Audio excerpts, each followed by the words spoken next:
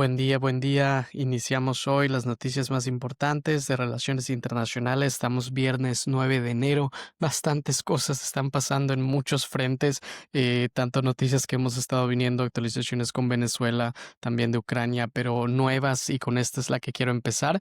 Y es que justo entrando ahorita en el podcast hace algunas horas, en Europa acaban de hacer el gran anuncio de que tras 25 años de negociaciones, una mayoría calificada de países de la Unión Europea ha respaldado este tratado comercial con el Mercosur, este bloque integrado por los países de América del Sur, y el acuerdo busca eliminar aranceles sobre el 90% de los bienes intercambiados, creando un área de libre comercio que abarca más de 700 millones de consumidores. Se espera que la Comisión Europea ratifique el documento en Paraguay la próxima semana, aprovechando la presidencia pro tempore del bloque sudamericano para formalizar el compromiso.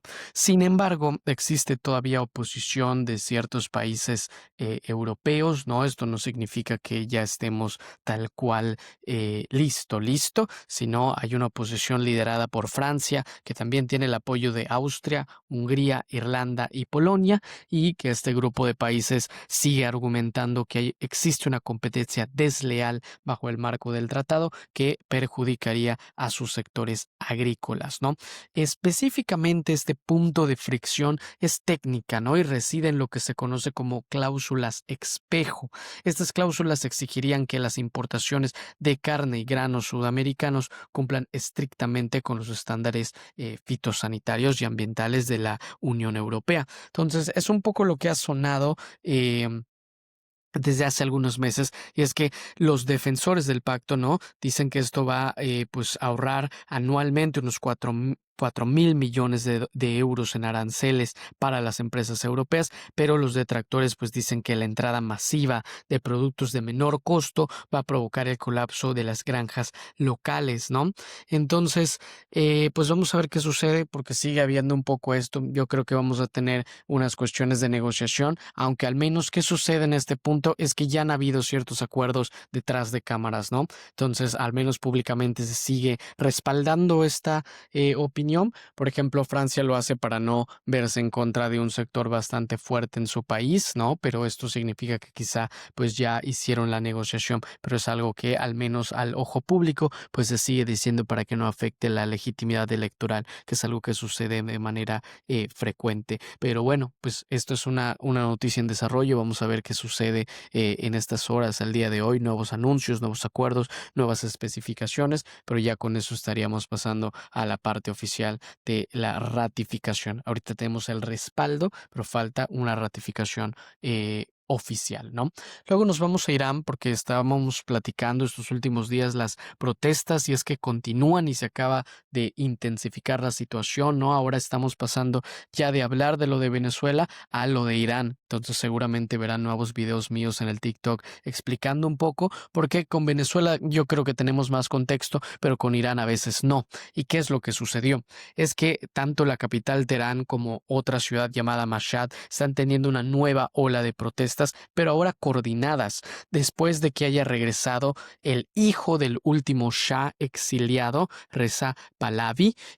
Ha vuelto al país de manera activa porque había estado exiliado en Estados Unidos durante muchos años, y está llamando a lo que se conoce como un frente unido. Entonces lo que está haciendo Pahlavi es pues llamar a toda esta ola de protestas, a los protestantes, a la parte opositora, a unirse, ¿no? Y pues esto evidentemente ha asustado al gobierno de Irán. Se enmarcó también dentro de una última respuesta, que es que hicieron un apagón de Internet casi total. Utilizaron esta infraestructura de su red nacional de información para aislar comunicaciones internas de los servidores globales. Por su parte, las organizaciones de derechos humanos han estimado que al menos 36 personas ya han muerto. Platicábamos los primeros días, yo me acuerdo informando 6 personas, y ahorita llevamos 30 más desde que iniciaron el 28 de diciembre. Hay que recordar, como bien he dicho, que las protestas se dan por este descontento descontento ante la inflación y la gestión económica del régimen. Esa es la causa principal de estas protestas. Sin embargo, pues el papel de Pahlavi desde el exterior ha servido como este catalizador simbólico para tanto los sectores monárquicos como los laicos de la oposición, aunque pues la represión se ha identificado, no se ha intensificado, perdón.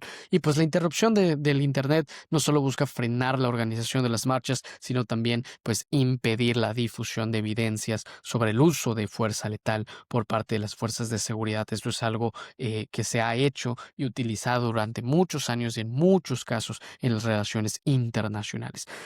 Además, pues se reportó que las autoridades están aplicando estos protocolos de seguridad de alerta roja en centros administrativos clave, tanto para prevenir la toma de edificios gubernamentales.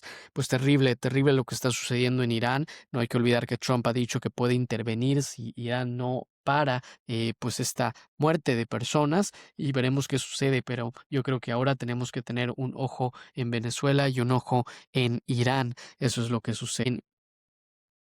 Y creo que hay que abrir un tercer ojo para esta tercera noticia porque seguramente habrán visto, algunos dicen muerte, otros dicen asesinato del ciudadano estadounidense Renee Nicole Good en Minneapolis a manos de un operativo del ICE, ¿no? De este Immigration and Custom Enforcement Office. Y es que el FBI, esta es la última nota, el FBI ha tomado el control exclusivo de la investigación de esta muerte en Minneapolis, ¿no? Desplazando a las autoridades locales de Minnesota. El incidente ocurrió el miércoles pasado cuando este operativo del ICE, la agencia federal encargada de la aplicación de las leyes migratorias y aduaneras, pues disparara a esta persona que estaba en el tráfico y pues como que se empezó a mover y hubo estos disparos, ¿no? La intervención del FBI se fundamentó en estos protocolos de el uso de la fuerza que involucran agentes federales y buscan asegurar una revisión independiente, evidentemente hasta ante la sensibilidad política que este caso ha despertado en Estados Unidos. Simultáneamente, el vicepresidente J.D. Vance defendió la versión oficial de que Good era un activista de izquierda que intentó investir deliberadamente a los oficiales de ICE con su vehículo. Sin embargo, el relato ha sido cuestionado por testigos locales, lo que ha generado protestas adicionales en Portland, Oregon, donde agentes de la patrulla fronteriza también dispararon contra dos individuos durante disturbios relacionados. La toma de jurisdicción por parte de este Departamento de Justicia Federal, ¿no? Como la oficina del FBI, de ahí se ramifica, pues busca mitigar esta presión sobre la policía local de Minneapolis, que aún opera bajo el escrutinio derivado de estos incidentes de brutalidad policial previos. Pero pues algo es muy cierto, es un caso que está llamando mucho la atención. Están los dos bandos de que si era el activista de izquierda, que si no, y era una persona que solo estaba ahí. Es una cuestión brutal, ¿no? Que estamos viendo estas semanas varios casos. Creo que termina siendo hasta difícil el estar reportando todo esto, pero hay que tener la cabeza en esto, reportando, informando a la gente, concientizando, es lo que hay que hacer. Y esto nos lleva a una cuarta nota que Donald Trump acaba de anunciar la cancelación de una segunda fase de ataques aéreos contra objetivos en Venezuela. Citó una mejora en la coordinación operativa con el actual gobierno de transición en Caracas, donde ya pues hemos informado en este podcast que Delcy Rodríguez, la vicepresidenta, ya se volvió presidenta. Sin embargo, pues el cambio de esta posición de Trump coincide con el avance en el Senado de un proyecto de ley que está diseñado para restringir la capacidad del Ejecutivo de realizar acciones militares adicionales sin la autorización previa del Congreso.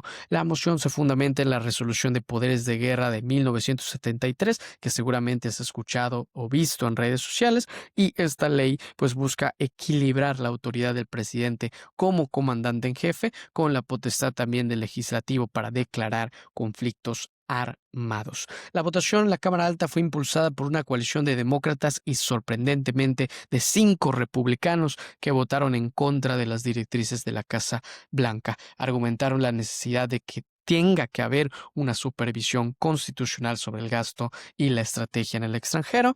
Trump evidentemente criticó públicamente a estos 5 legisladores de su propio partido y los acusó de obstruir la seguridad nacional. También dijo que no deberían ser votados nuevamente en ninguna elección. Sin embargo, pues el debate formal de este proyecto está programado para la próxima semana, entonces seguiremos al tanto de lo que sucede, pero lo que es cierto es que podría establecer un precedente sobre cómo el gobierno va a gestionar su presencia militar en el Caribe y el acceso a los recursos energéticos venezolanos. Pero si algo puedo decirte es que han habido muchos intentos del Senado de bloquear estas estrategias y Trump y su gobierno han buscado formas de continuar haciendo lo de los ataques cuando había lo de los barcos, incluso con la presión del gobierno. Entonces creo que esto es un punto de análisis a tener, que seguramente no veremos algún bloqueo por parte del legislativo.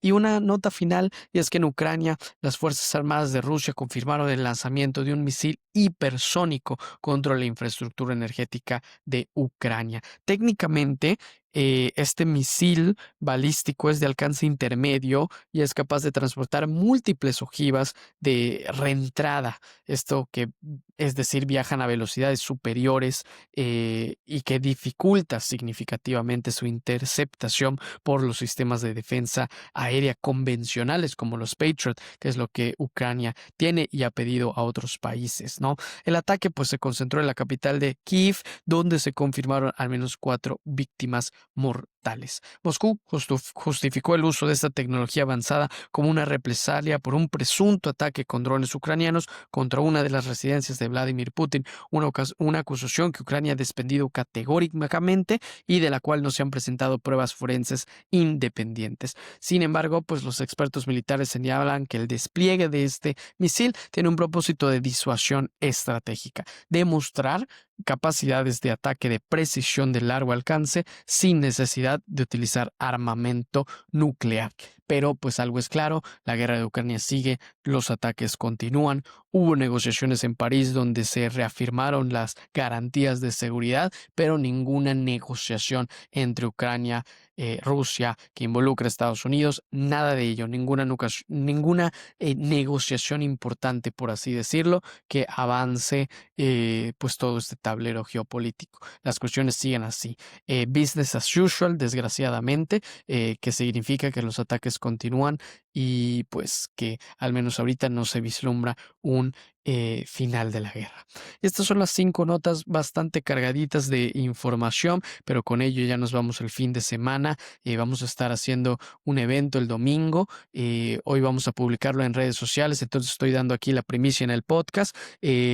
Vamos a hacer un evento con internacionalistas. Tenemos varios espacios disponibles. Queremos analizar lo que sucede en 2026, tendencias, teorías, análisis. Va a estar bastante bueno, muy dinámico e inmersivo. Por si tú quieres participar, que sepas que vamos a tener los cupos abiertos el día de hoy y mañana, porque lo vamos a realizar el día domingo a las 6 de la tarde, hora Ciudad de México.